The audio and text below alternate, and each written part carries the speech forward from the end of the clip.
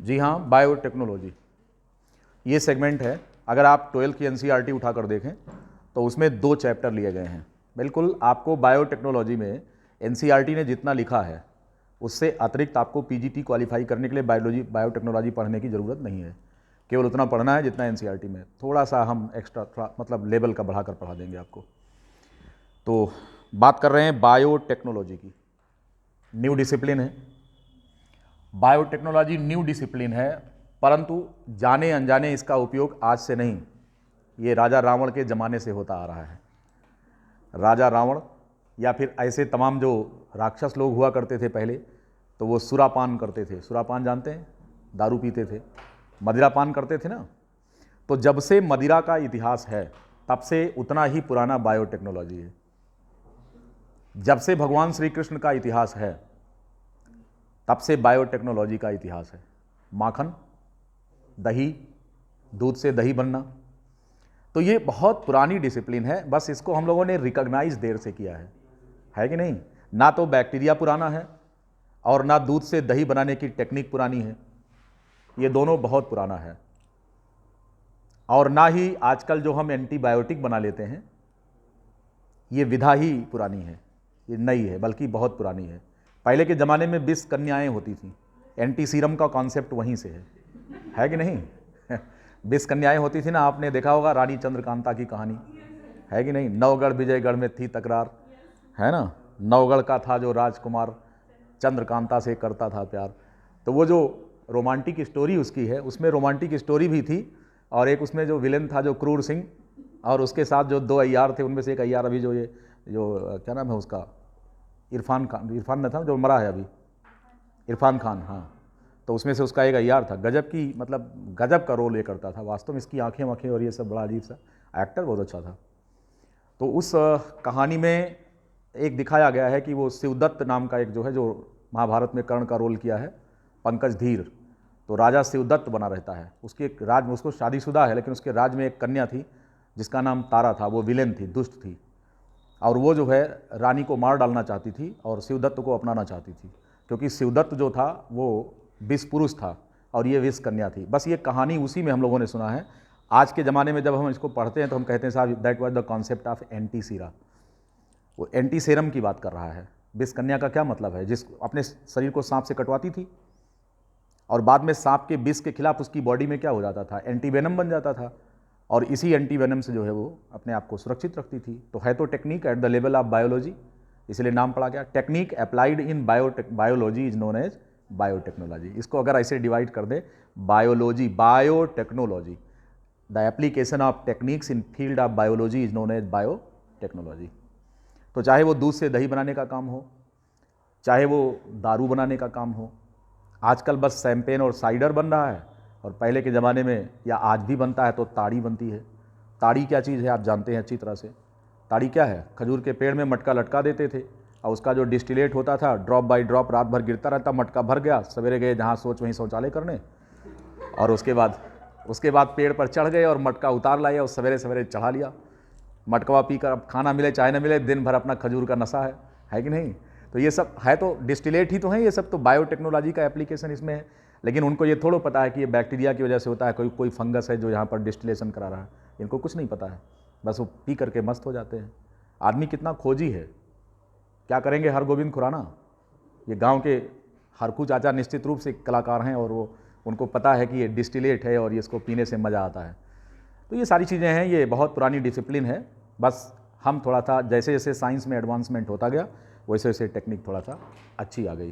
तो अब अगर हम इस चीज़ को देखें तो European Federation of biotechnology has defined it. European Federation of biotechnology, NCERT में आप देखेंगे तो उसकी डेफिनेशन के अनुसार है, European Federation of biotechnology.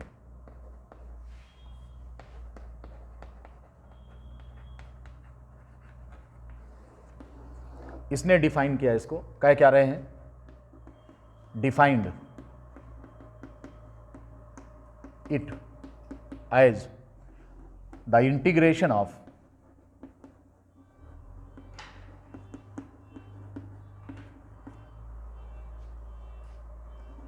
microbes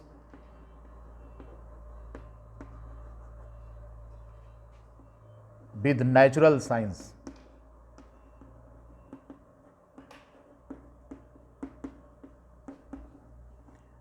to get their services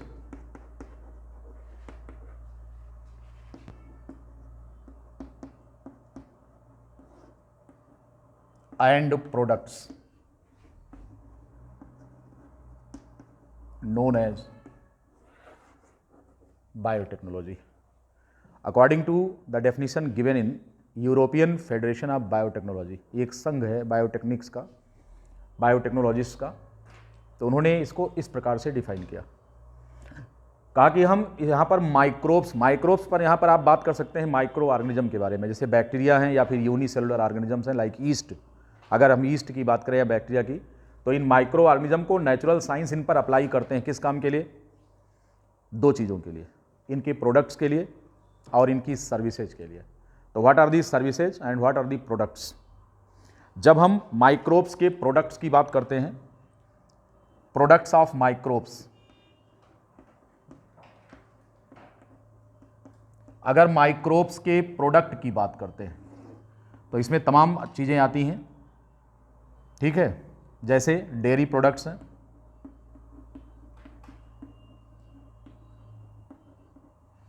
organic acids हैं,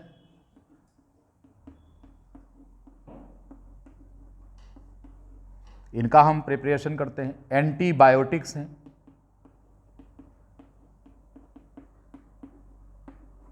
ईटीसी, ये इनके क्या हैं? प्रोडक्ट्स हैं। जैसे दूध से दही बनाना, चीज़ बनाना, है कि नहीं, योगर्ट बनाना। ऑर्गेनिक एसिड्स में जैसे विनेगर बनाना, एसिटिक एसिड, लैक्टिक एसिड, इस प्रकार के प्रोडक्ट्स तैयार करना, और या फिर एंटीबायोटिक्स, ढेर सारे ऐसे हैं। ये सब, इन सबको हम बैक्टीरिया का प्रोडक्ट कहेंगे, माइक्रोब्स का प्रोडक्ट कहेंगे। हमको प्रोडक्ट तैयार करना है, राइट। अब इनकी जो सर्विसेज हैं वो कौन है? Services of microbes. माइक्रोब्स की जो सर्विसेज हैं, जैसे बैक्टीरिया एक स्कैवेंजर की तरह काम करते हैं, सफाई का काम करते हैं, इन्वायरमेंट को क्लीन रखते हैं, सेफ रखते हैं, कि जो डेड ऑर्गेनिजम्स होते हैं उनको डिके करते हैं और इन्वायरमेंट की सफाई करते हैं। इसके अलावा ऑयल एक्सट्रैक्शन की बात अगर हम करें, डिटर्जेंट प्रोडक्ट्स की बात करें, डिटर्जेंट एक्शन, बायोडिग्रेडेटिव एजेंट्स की तरह काम करना, बायोडिग्रेडेशन, ये कुल मिलाकर के सब इन्वायरमेंट पर ही जा रहा है। कुल मिलाकर बैक्टीरिया हमारे इन्वायरमेंट की सफाई करते हैं। ऑयल एक्सट्रैक्शन का मतलब, कभी कभी क्या होता है कि टैंकर वगैरह जब समुद्र में लीकेज हो जाता है, उनमें पानी में तेल फैल जाता है, तो वहाँ पर कुछ बैक्टीरिया होते हैं जो अपने डिटर्जेंट एक्शन से उसमें से ऑयल स्पिलेज करते हैं, अलग कराते हैं, तो समुद्र की सतह को साफ करते हैं। बायोडिग्रेडेशन में तमाम प्रकार के हैवी जो मेटल्स होते हैं, जो नॉन बायोडिग्रेडेबल प्लास्टिक्स होते हैं, तो उनमें से कुछ ऐसे होते हैं जो इनके डिग्रेडेटिव प्लाज्मिड होता है, उनकी मदद से ये उसको क्या करते हैं? डिग्रेड करने का काम करते हैं। तो ये इनकी सर्विसेज हैं। तो दो चीज़ें हो गई माइक्रोब से, एक इनके प्रोडक्ट्स और दूसरे कौन? इनकी सर्विसेज। इसके लिए हम जब साइंस का इस्तेमाल करते हैं माइक्रोब पर, तो इस पूरी विधा को हम क्या नाम देते हैं? इस पूरी विधा को हम बायोटेक्नोलॉजी कहते हैं। ये बहुत छोटी सी डेफिनेशन है और बहुत छोटा सा एरिया है एप्लीकेशन का। ऐसा नहीं है कि बायोटेक्नोलॉजी का इतना लिमिटेड स्कोप है। ये शुरुआत में जो डेफिनेशन दी गई थी वो यहीं तक सीमित थी। आज इस फील्ड में हम ढेर सारी चीज़ों को अप्लाई करते हैं, और बायोटेक्नोलॉजी का जो क्षेत्र है, इसका जो एरिया है, ये काफ़ी बड़ा हो गया है। और इन सब के पीछे एक टेक्निक जिम्मेदार है, जिसको हम नाम देते हैं recombinant DNA technology. The basis, इसका जो बेस है बायोटेक्नोलॉजी का मॉडर्न साइंस में, वो कौन है? That is the genetic engineering. ठीक, तो यहाँ पर जो बेस है, अब अगर हम बात करें न्यू कॉन्सेप्ट की, अगर हम बात करें, तो इसका जो बायोटेक्नोलॉजी का जो बेस है वो कौन है? It is the genetic engineering, जिसी को हम रिकॉम्बिनेंट डीएनए टेक्नोलॉजी कहते हैं।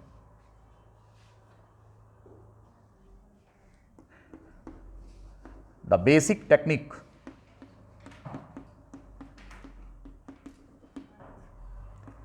applied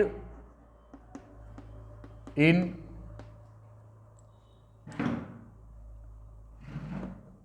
the biotechnology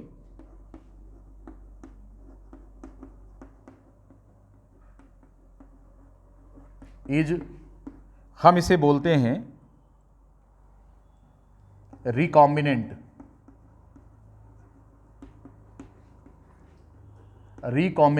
DNA technology बोलते हैं इसको,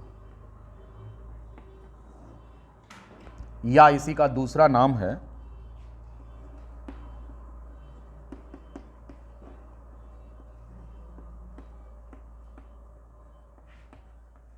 जेनेटिक इंजीनियरिंग, इसी को कहते हैं। पूरे बायोटेक्नोलॉजी का जो आधार है, जो इसका बेस है, वो रिकॉम्बिनेंट डीएनए टेक्नोलॉजी है। हम इसी को जेनेटिक इंजीनियरिंग के नाम से भी जानते हैं।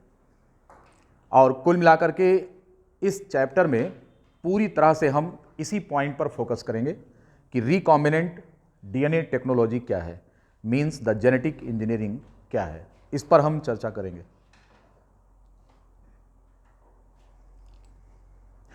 इस पूरी टेक्निक का जो लीडर है, जो मेन स्ट्रक्चर है, उसे हम रिकॉम्बिनेंट डीएनए कहते हैं। What is that? It is the recombinant DNA. ये क्या है?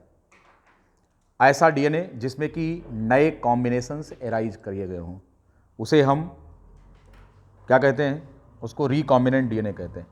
उदाहरण के लिए जैसे मान लो कि ये सर्कुलर डबल स्ट्रैंड डीएनए किसी माइक्रोब का है, सपोज दैट दिस वन, इसे हम बोलेंगे प्योर डीएनए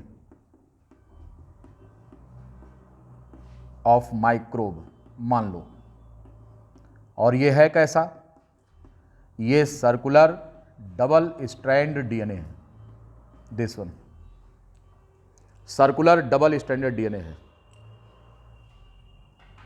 दूसरा डीएनए जो आपके सामने खड़ा है, ये है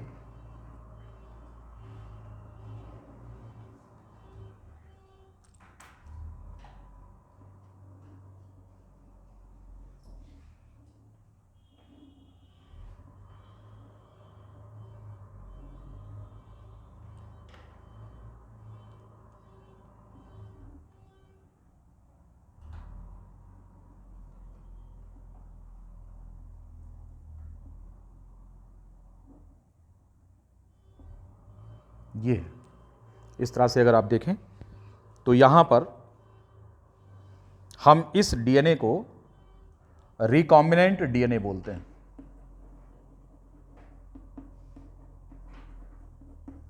रिकॉम्बिनेंट डीएनए, और इसे हमने क्या कहा है? प्योर डीएनए है। अब ये जो रिकॉम्बिनेंट डीएनए है, आप इसी को हाइब्रिड डीएनए भी कह सकते हैं, हाइब्रिड डीएनए कह सकते हैं, या आप इसी को काइमेरिक डीएनए कह सकते हैं। इतने नाम आप दे सकते हैं इसको। दो डीएनए आपके सामने हैं। मैंने अभी आपसे कहा कि biotechnology is totally based on the technique of genetic engineering. It is also known as recombinant DNA technology, in the center of which is a DNA molecule that is not pure, that is hybrid or chimeric DNA, also known as recombinant DNA. और यहाँ पर ये pure है। तो ऐसा DNA जिसमें DNA दो different source के आपस में जोड़े गए हों। तो यहाँ पर अगर आप देखें तो DNA 1 and this one is the DNA 2. Now it is the mixture of DNAs from two different sources. What is the recombinant DNA? The DNA that is the mixture of DNAs from two different sources. अलग अलग source का DNA है, एक दूसरे से जुड़ गया है। ये कुछ उसी प्रकार होता है जैसे कि दर्जी कपड़ा सिल रहा हो तो सफ़ेद कपड़े में लाल रंग का पैच लगा के और सिल दे। बिल्कुल ठीक उसी प्रकार से कि प्योर डीएनए में हमने बाहर से एक डीएनए का सेगमेंट जोड़ दिया है और इस प्रकार से ये जो combination, it is not pure, it is now hybrid and also known as recombinant DNA. Recombinant DNA का मतलब the DNA in which recombination has been done, ऐसा डीएनए जिसमें हमने रिकॉम्बिनेशन कर लिया है। अभी आगे क्या होगा इस पर हमें दिमाग नहीं लगाना है, हम बिल्कुल निगाह इसी पर रखेंगे कि what is the recombinant DNA. Recombinant DNA या इसको हाइब्रिड डीएनए क्यों कहते हैं? It is the mixture of two different DNAs, या फिर इसी को काइमेरा कहा जाता है। काइमेरा हाइब्रिड के लिए स्पेशली हम उसका सिनोनिम होता है जो हम यूज करते हैं यहाँ पर। समझ में आ गई बात? अब आपके मन में इस प्रश्न का तो उत्तर हमने दे दिया कि इसको रिकॉम्बिनेंट डीएनए टेक्नोलॉजी क्यों कहते हैं, क्योंकि इस टेक्निक में हम रिकॉम्बिनेंट डीएनए का निर्माण करते हैं। अब क्वेश्चन ये है कि इसके निर्माण की हमको जरूरत क्या है? आपको आज से ज़्यादा समझ में आने लगेगा, यस या नो? आज से आपको ज़्यादा समझ में आएगा क्योंकि ये नया चैप्टर स्टार्ट हुआ है ना, यहाँ से अब समझ में आएगा। तो हमने कहा कि हम रिकॉम्बिनेंट डीएनए क्यों बनाना चाहते हैं, व्हाट इज द पर्पस। ठीक है, तो आपको ये पता है कि किसी भी ऑर्गेनिज्म के कैरेक्टर के पीछे कौन जिम्मेदार है? उसमें उपस्थित एक जीन जिम्मेदार है। अगर हम किसी भी ऑर्गेनिज्म का कैरेक्टर चेंज करना चाहते हैं तो जो उसके अंदर जीन है उसमें हमको क्या करना पड़ेगा? उसमें चेंज करना पड़ेगा। और जब उस ऑर्गेनिज्म का जेनेटिक स्टेटस हम चेंज कर देंगे तो उसका जो डिस्प्ले है, उसका जो कैरेक्टर है वो भी क्या हो जाएगा? चेंज हो जाएगा।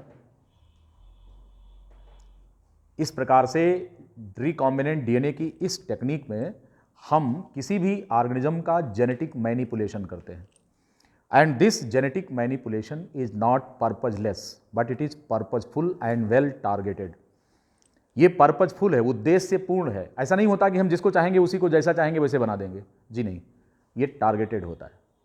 और ये टोटल कुल मिलाकर ह्यूमन के लिए किसी न किसी दृष्टिकोण से उसके वेलफेयर के लिए होता है। हम अपने लाभ के लिए करते हैं, चाहे अपने लाभ के लिए या अपने से जुड़े हुए पालतू जानवरों के लिए। दो ही का हमें ध्यान है, अपना और अपने पालतू जानवरों का, कि और किसी का ध्यान है? जी नहीं।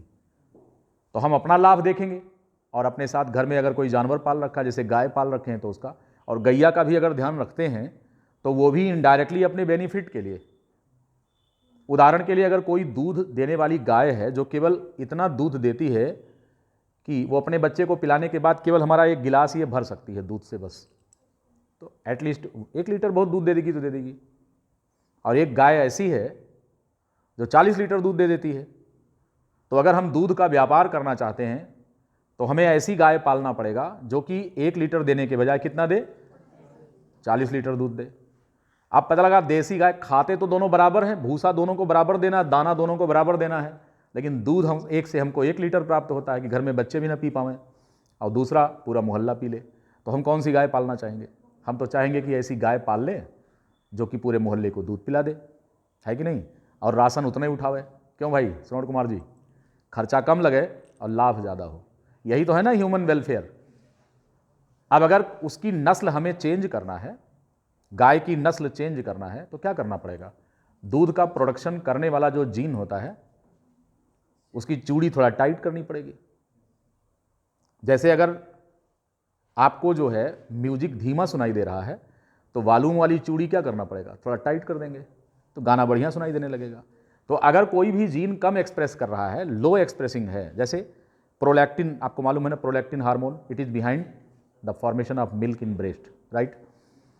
तो अगर हम ये चाहते हैं कि किसी भी गाय में दूध का प्रोडक्शन ज़्यादा हो तो उसमें जो प्रोलैक्टिन के लिए जीन जिम्मेदार है, हम उस जीन को थोड़ा सा क्या कर देंगे? उसका एम्प्लीफिकेशन कर देंगे। What do mean by amplification?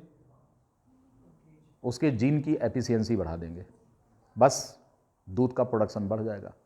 केवल इतना ही नहीं, अब आपके मन में आएगा कि जो देसी गाय का दूध होता है और 40 लीटर दूध देने वाली गाय का दूध पानी होता है, कैसे होता है जरा मुझे समझाइए आप। तो आप कहेंगे कि गैया, जो देसी गाय जो है, गौ माता जिनको हम कह रहे हैं, उसमें जो दूध का प्रोडक्शन हो रहा है तो उसमें कोलेस्ट्रॉल वगैरह थोड़ा ज़्यादा है, फुल क्रीम दूध है कि नहीं? तो आज किसको चाहिए फुल क्रीम दूध है? अक्सर तो हम दुकान से भी फुल क्रीम दूध नहीं लाते हैं, और अगर ग्वाला दे जाता है उसमें थोड़ा पानी मिलाकर डाइल्यूट करते हैं, क्योंकि आपका डाइजेशन इतना अच्छा नहीं रहा कि आप कोलेस्ट्रॉल डाइजेस्ट कर लेंगे। पहले के लोग क्या होते थे, 2-2 3-3 लीटर दूध पी लेते थे और डाइजेस्ट कर लेते थे। आज एक गिलास दूध पी लेते हैं तो जुलाब हो जाता है। तो और उसके बाद क्या होता है, ट्राइग्लिसराइड बढ़ जाता है, जाके डॉक्टर के यहाँ चेक कराते हैं, क्योंकि दौड़ते तो हैं नहीं, हलवाई के बच्चे की तरह घर बैठे हुए हैं।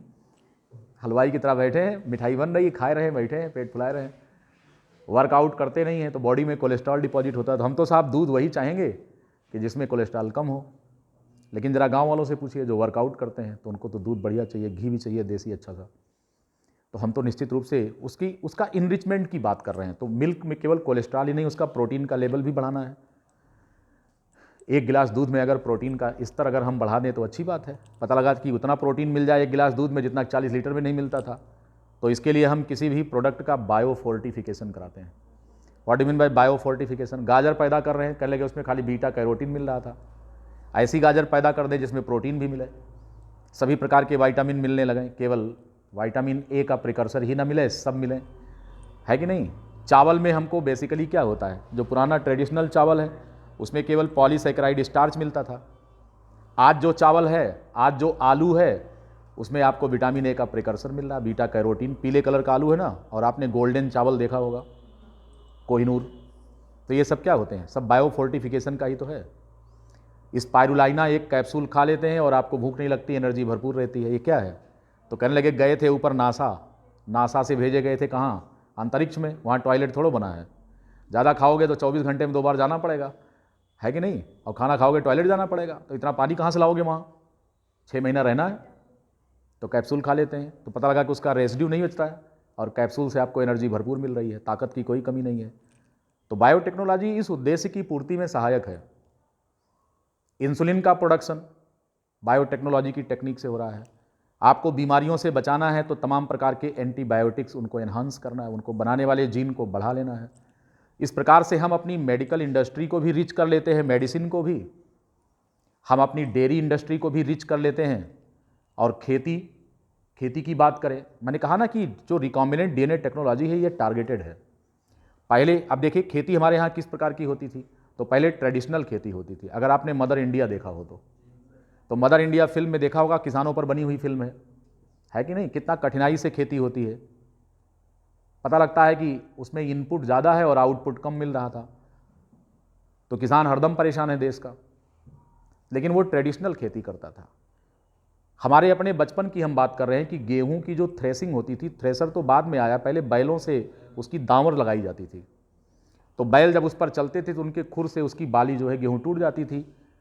लेकिन एक पता लगे कि जो काम मशीन से, थ्रेसर से आज हम 1 घंटे में कर लेते हैं, वो 1 हफ्ते में होता था।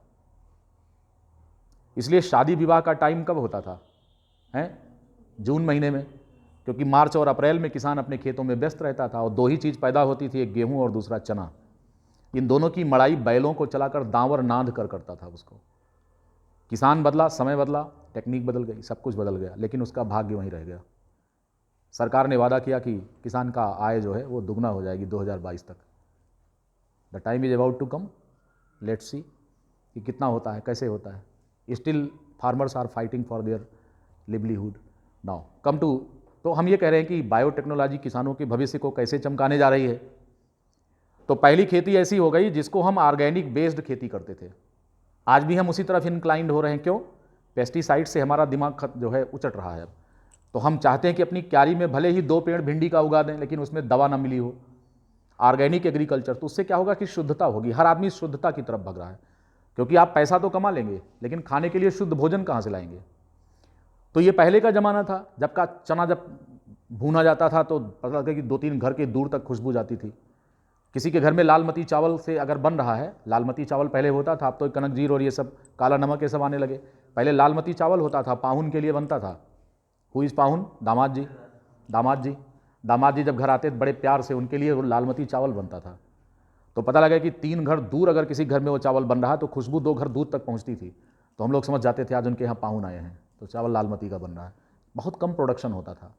पता लगा 1 बीघे में 1 आध बोरी पैदा होती, जहाँ मतलब 1/4 प्रोडक्शन इसका होता था। लागत ज़्यादा लगती थी, प्रोडक्शन जब कम होता था, लेकिन खुशबू ज़बरदस्त होती थी। उसका जो एरोमा था, आज किसने खा लिया? उसका एरोमा खा लिया किसने? यूरिया ने। केमिकल फर्टिलाइजर्स ने उसका एरोमा खत्म कर दिया। जो खुशबू थी अब नहीं आती, नेचुरल फ्रेग्रेंस नहीं है। गाय का जो घी है उसमें वो खुशबू नहीं है जो हमारे बचपन में होती थी। आज जब हम लेकर के आते हैं तो कहते हैं यार क्या स्मेल है इसमें। और पहले के ज़माने में क्या होता था, मैं सोता रहता था और दादी हमारी कहती थी भैया उठ को खाना खाओ, तो हम कहते थे मुझे सुंघाओ दाल कैसी है। नींद में ही सूंघ लेते थे तो उठ के मस्त हो जाते, इसमें भैंस का घी पड़ा हुआ है। और बिना घी के दाल हम यूज़ नहीं करते थे, खाते ही नहीं थे। अगर घर में घी नहीं तो दादी जी चाहे 3-4 घर दूसरे घर जा के मांग के लाती थी कि हमारे यहाँ घी नहीं है, तुम दे दो, हमारे यहाँ आएगा तो हम दे देंगे। और बिना घी के मजाल है कि मैं खाना खाता, सवाल ही नहीं पैदा होता था। बिना देसी घी खाना नहीं खाता था। वो फ्रेगरेंस भाई साहब क्या बात है, इतनी अच्छी खुशबू आती थी। आज वो खुशबू गायब हो गई। किसने ले लिया? केमिकल फर्टिलाइजर्स ने। भोजन में शुद्धता नहीं रही, वो आपके शरीर में जा करके उतनी ताकत नहीं दे रहा जितना पहले का था। पहले का चना होता ना, वो ताकत पैदा करता था, एक आदमी मार दे तो 3 थी आजकल के गिर जाए ज़मीन में। और आज का अपने शरीर संभालने बहुत है कि नहीं? जीवन प्रत्याशा हमारी घट रही है, लाइफ स्पैन घट रहा है। क्यों घट रहा है? पॉल्यूशन की दुनिया में जी रहे। पहले फिटफिटिया नहीं होती थी, साइकिल होती थी। पहले कार नहीं होती थी महंगी वाली, दुल्हन बैलगाड़ी पर बैठ कर आती थी, कौने दिशा में लेके चला रे बटोहिया है। लेकिन सब कुछ नेचुरल था है। अब आज क्या है कि एरोप्लेन पर जाके ले आ रहे हैं। तो पहले क्या होता था, पहले बारात जब जाती थी ना तो पता लगी शादी 3 दिन बाद है तो 2 दिन पहले वो निकल लेते थे और पैदल जाते थे सब लोग। सत्तू अगर आप बांध कर ले जाते थे, वहीं पर रास्ते में जब भूख लगे तो भिगो खा लेते थे। जीवन कितना आसान था। तो ये हम बात कर रहे थे। तो एग्रीकल्चर को 3 सेगमेंट में डिवाइड कर दिया। एक कौन सा है? ये ट्रेडिशनल एग्रीकल्चर है, जिसमें हम ऑर्गेनिक बेस्ड एग्रीकल्चर कहते थे उसको। बाद में क्या आया? बाद में आया जमाना फर्टिलाइजर का। 1951 के बाद हमारा देश जब आज़ाद हुआ तो 1951 के बाद जब हरित क्रांति हुई देश में, तो जगह जगह नलकूप लगाए गए, नहरें निकाली गईं, खेती के साधन विकसित किए गए और साथ में ज़मीन की पावर बढ़ाने के लिए आर्टिफिशियल ये केमिकली सिंथेसाइज्ड जो ये केमिकल्स फर्टिलाइजर्स, इनका इस्तेमाल, यूरिया है, डीएपी, फॉस्फेट, ये सब यूज होने लगा धड़ल्ले से। पहले के ज़माने में इतना इंसेक्ट्स वगैरह नहीं होते थे फसल को खा जाए। आज क्या है? आज उनको मारने के लिए केमिकल्स, पेस्टिसाइड का इस्तेमाल कर रहे हैं। बिना पेस्टिसाइड के कोई भी इंसेक्टिसाइड यूज़ कर रहे हैं। जब तक उसको नहीं करेंगे तब तक हमारी फसल चट कर जाएंगे इंसेक्ट्स। उनको मारने के लिए क्या करना पड़ रहा है हमको? एग्रो। तो ये क्या हो गया? दूसरा जो सेगमेंट आया एग्रीकल्चर का, ये एग्रो केमिकल बेस्ड एग्रीकल्चर था। पहले कौन सा था? Organic based agriculture. तो हम कंपोस्टिंग करते थे, बायो कंपोस्टिंग, गोबर को सड़ाकर इस खाद को ले जाकर खेत में डालते थे। तो उससे ना तो पोल्यूशन होता था और मिट्टी की पावर भी बढ़ी रहती थी और कोई साइड इफेक्ट भी इसका नहीं था। आज क्या है कि ये जो केमिकल्स हैं ज़्यादातर प्लांट्स के टिश्यूज में ये डिपॉजिट हो जाते हैं जाकर के। ज़्यादातर ये फैट सॉल्युबल होते हैं, तो प्लांट्स में जो कोलेस्ट्रॉल होता है वो इनको रिटेन कर लेता है, पेस्टिसाइड्स को। अब ये उसी भोजन के थ्रू, फूड चेन के थ्रू हमारी बॉडी के अंदर आ रहे हैं। जैसे डीडीटी है तो बायोमैग्निफिकेशन हो रहा है इनका, बायोमैग्निफिकेशन हो रहा है। Do know biomagnification? आगे बताएंगे आपको इकोलॉजी में।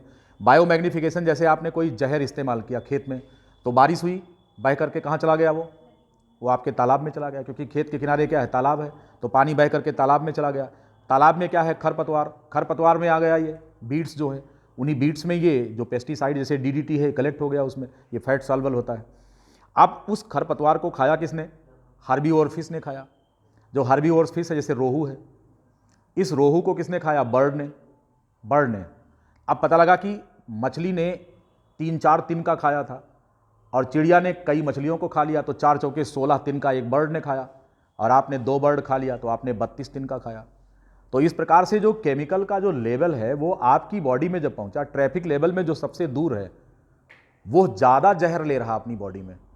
सोचिए जरा, जो जहर के सबसे नज़दीक है उसको कम मिला और जो ट्रैफिक लेवल में सबसे दूर है जहर उसको सबसे ज़्यादा मिल रहा है। तो ये क्या हुआ?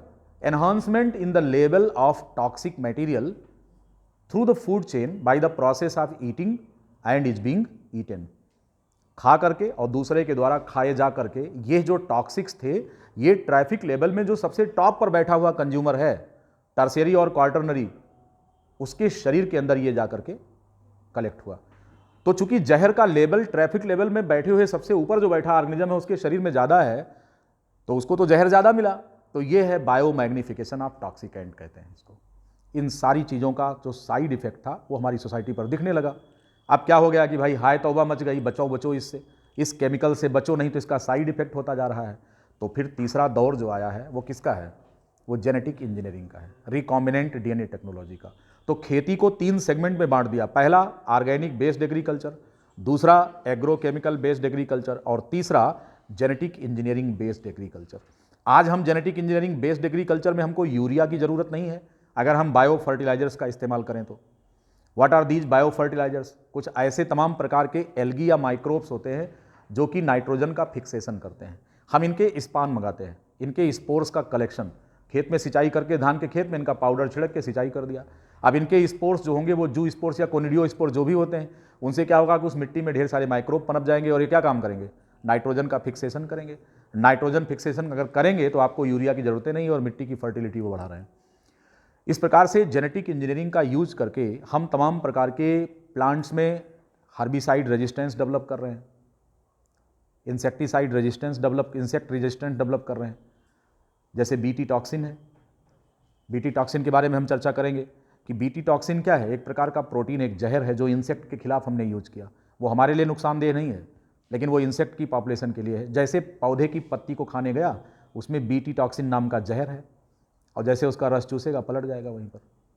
तो इंसेक्ट मरा, क्या हमने उसके लिए कोई केमिकल इस्तेमाल किया? नहीं, हमने एक नेचुरल टॉक्सिन डेवलप कर दिया जिस प्लांट का रस चूसता था। इस नेचुरल टॉक्सिन को हमने कहा क्या? इसको बीटी टॉक्सिन कह दिया। तो कुल मिलाकर के हमारे बायोटेक्नोलॉजी का इसको बहुत ही एलेबोरेट होता चला गया है कि नहीं। तो अभी तो बहुत छोटी सी डेफिनेशन थी कि हमने रिकॉम्बिनेंट डीएनए टेक्नोलॉजी डेवलप कर ली। अब ये रिकॉम्बिनेंट डीएनए टेक्नोलॉजी का स्कोप कहाँ है? तो हम बायोटेक्नोलॉजी को दो सिस्टम में डिवाइड करके पढ़ेंगे।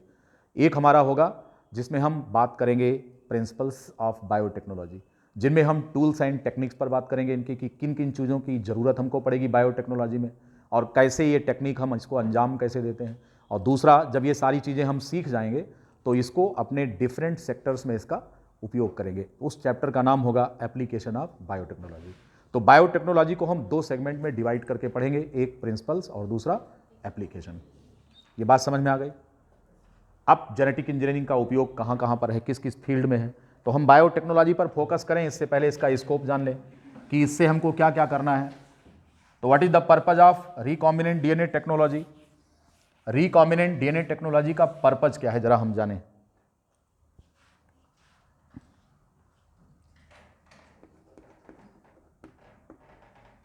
The genetic manipulation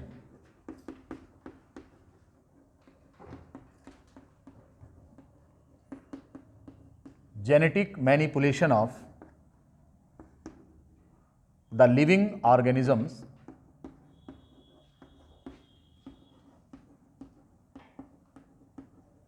in the welfare of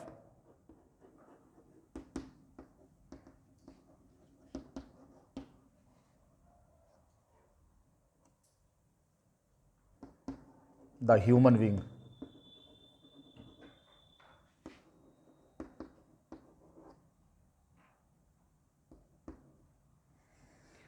human welfare में हम इसका इस्तेमाल कर रहे हैं। The organism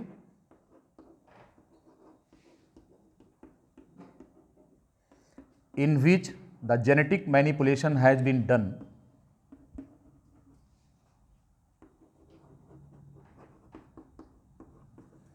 genetic manipulation has been done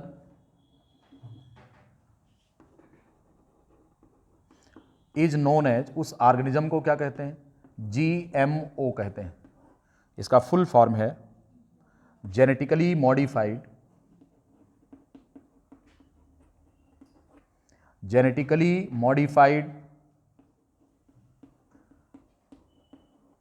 organism, या इसी को हम ट्रांसजेनिक ऑर्गेनिज्म कहते हैं। ट्रांसजेनिक ऑर्गेनिज्म हम इसे कहते हैं। तो चाहे आप इसको GMO कहिए या इसको ट्रांसजेनिक ऑर्गेनिज्म कहिए या इसी को ट्रांसफॉर्म्ड ऑर्गेनिज्म कहिए, बात एक ही है।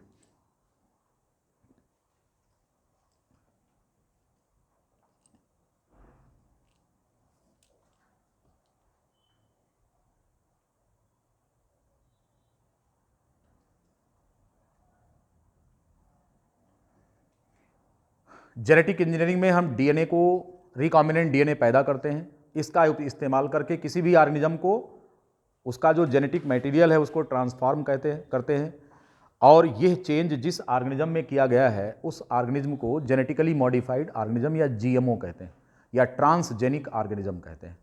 और कोई भी ऐसा सेक्टर नहीं है आज जो कि इससे अछूता हो, हर जगह इसका इस्तेमाल किया जाता है। लिख लिया? तो हम अब बात करेंगे, सीधा आएंगे कि रिकॉम्बिनेंट डीएनए टेक्नोलॉजी के लिए टूल्स एंड टेक्निक्स क्या हैं और इसे कैसे हम उत्पन्न करते हैं। पूरी टेक्निक हम समझेंगे कि ये कैसे करते हैं, अपने नेक्स्ट वीडियो लेक्चर में देखेंगे इसको। ठीक है, फिर इसका एप्लीकेशन, 3 अधिकतम 4 लेक्चर लगेंगे इस चैप्टर को क्लियर करने में। बायोटेक्नोलॉजी 4 में ख़त्म हो जाएगा। सारे चैप्टर सब बहुत छोटे होंगे।